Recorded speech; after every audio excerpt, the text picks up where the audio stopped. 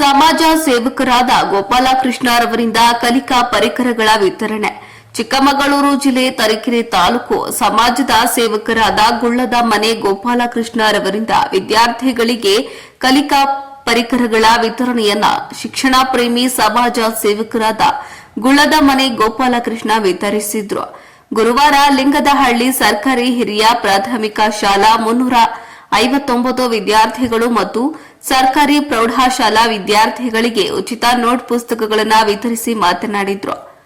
ಬಡತನವಿದ್ದ ಕಾರಣ ತಾವು ವಿದ್ಯಾಭ್ಯಾಸವನ್ನ ಅರ್ಧದಲ್ಲಿಯೇ ಕೈಬಿಡಬೇಕಾದದನ್ನ ಮನಗಂಡು ಪ್ರತಿ ವರ್ಷವೂ ಸಹ ತಾವು ದುಡಿದ ದುಡಿಮೆಯ ಸ್ವಲ್ಪ ಭಾಗವನ್ನ ವಿದ್ಯಾರ್ಥಿಗಳ ಅಭ್ಯುದಯಕ್ಕಾಗಿ ಉಪಯೋಗಿಸಿರುವುದಾಗಿ ತಿಳಿಸಿದ್ರು. ಇನ್ನು ಈ ಸಂದರ್ಭದಲ್ಲಿ ಶಿಕ್ಷಕರಾದ ಗಿರೀಶ್, ನಾಗರಾಜಪ್ಪ, ಚಂದ್ರಶೇಖರ್, ಅರ್ಚನಾ, ಎಸ್ಡಿಎಂಸಿ ಅಧ್ಯಕ್ಷರಾದ ನಾಗೇಶಪ್ಪ ಮತ್ತು ತಮ್ಮಯ್ಯ ಮುಂತಾದವರು ಹಾಜರಿದ್ದರು.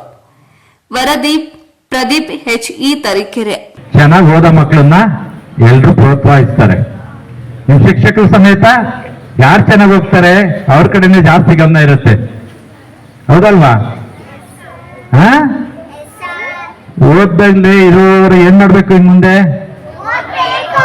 ನೀವೆಲ್ರೂ ಸಹ ನೀವು ಚೆನ್ನಾಗಿ ಓದಿದ್ರೆ ಶಿಕ್ಷಕರು ನಿಮ್ಮನ್ನು ನೆನ್ಪಿಟ್ಕೊಂಡಿರ್ತಾರೆ, ಎಲ್ಲದಕ್ಕೂ ನಿಮ್ಮನ್ನು ಕರೀತಾರೆ, ನಿಮ್ಮನ್ನು ಮಾತಾಡಿಸ್ತಾರೆ. ಇಲ್ಲಾಂದ್ರೆ ಖಂಡಿತ ನಿಮ್ಮನ್ನ ಯಾರು ಇಲ್ಲಿರೋ ಟೀಚರ್ಸಿಗೆ ಇಲ್ಲಿರೋರು 350 ಜನದಲ್ಲಿ 100 ಜನದ ಹೆಸರು ಮಾತ್ರ ಗೊತ್ತಿದೆ ಅಷ್ಟೇ. ಇನ್ ಬಾಕಿಯವ್ರದ್ದು ಯಾರ್ದು ಹೆಸರು ಗೊತ್ತಿರಲ್ಲ.